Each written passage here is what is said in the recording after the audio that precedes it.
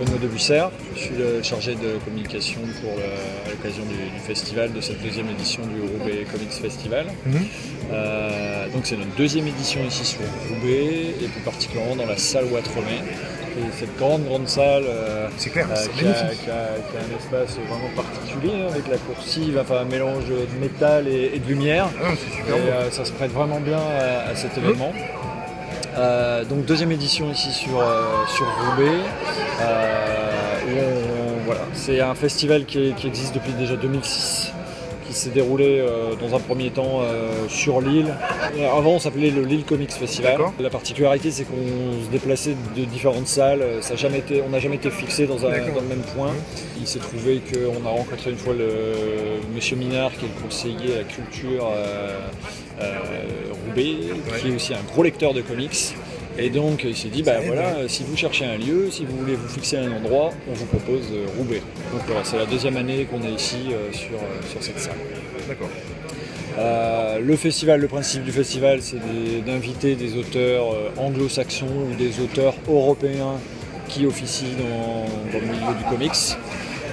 Et c'est là où toute l'équipe de l'association, puisque le festival est porté par l'association qui s'appelle Artemis, qui est une association en loi 1901, qui organise le festival, ce que nous on appelle le RCF, pour l'acronyme. Tout au cours de l'année, on prend des contacts, on prend des jalons avec les artistes, on discute avec eux. Donc on a eu pendant un long moment des artistes plutôt américains, après aussi des anglais. Là, la particularité fait qu'on voit apparaître plutôt des auteurs européens, des espagnols, beaucoup d'italiens, et qui apportent aussi un nouveau trait, quelque chose, une autre approche, justement un style un peu plus européen dans les comics, un autre découpage, une autre façon de raconter des histoires.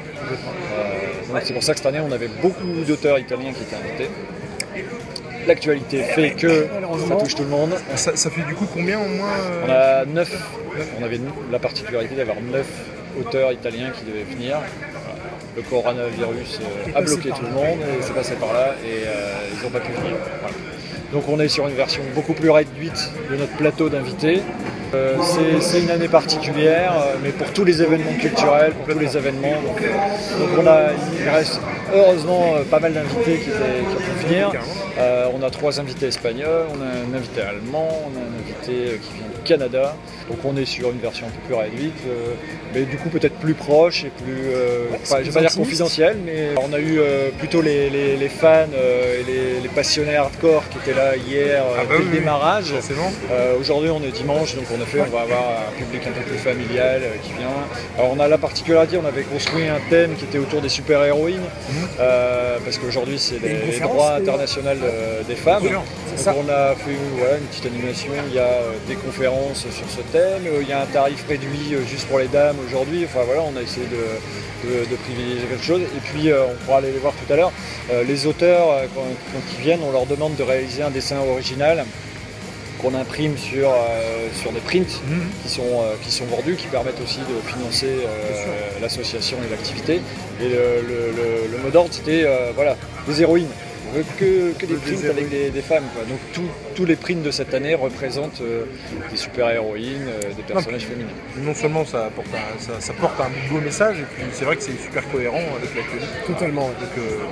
Donc on a ce stand avec l'association qui vous accueille, et puis derrière on va aller voir, il y a les artistes qui sont là, il y a les artistes allés, donc ce sont des artistes en devenir qui profitent de l'événement, qui veulent être mêlés à toute l'émulation qu'il y a ici pour présenter leur art, leur dessin, leur première publication. Il y a évidemment des libraires, des revendeurs de comics, il y a aussi même des particuliers qui revendent une partie de leur collection. Alors derrière vous, il y a aussi une partie artistique puisqu'on a une expo.